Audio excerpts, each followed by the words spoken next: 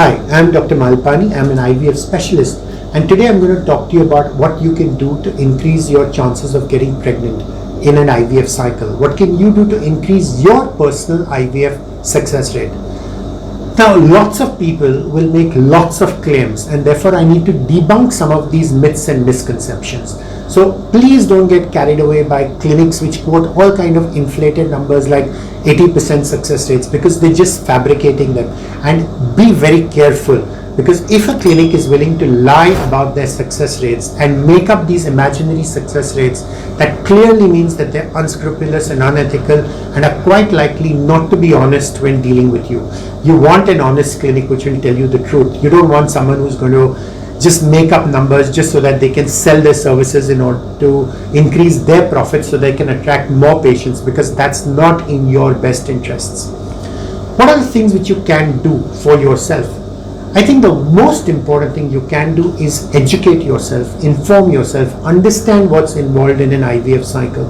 And I'm not trying to make you an IVF specialist, but at least if you know what's involved in an IVF cycle, you can choose your IVF clinic intelligently. Because the biggest mistake you can make is ending up in the wrong IVF clinic.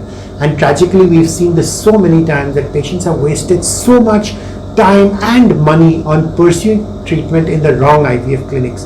And these clinics will do all kinds of dodgy things.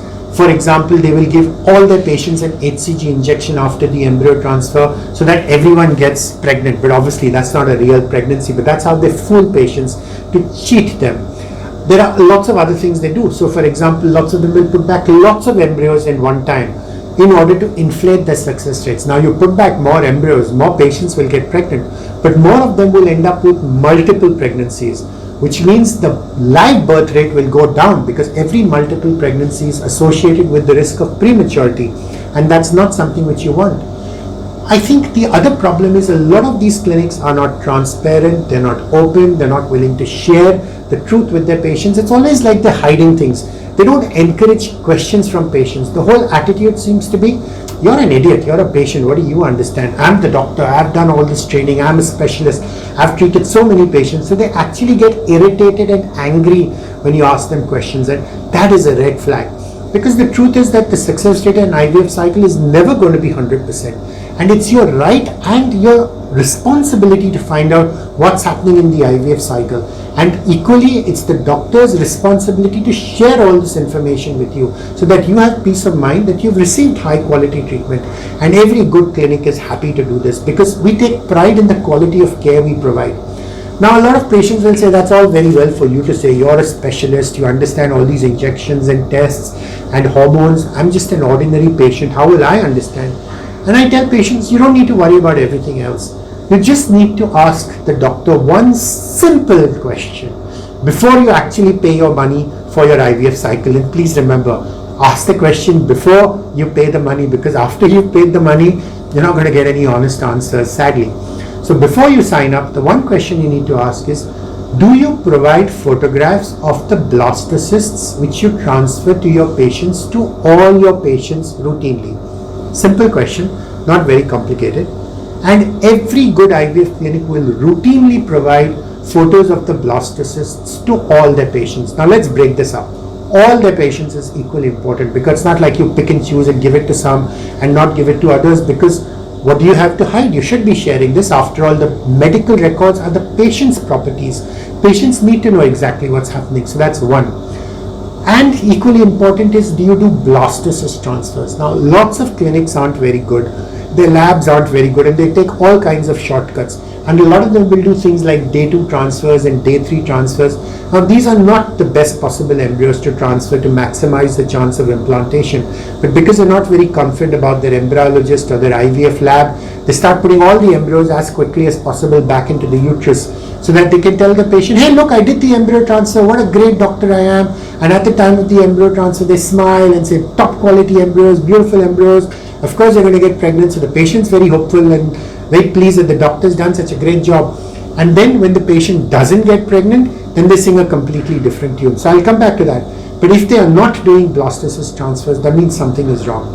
And why are blastocyst transfers so much better than day 3 transfers? The answer is actually surprisingly simple.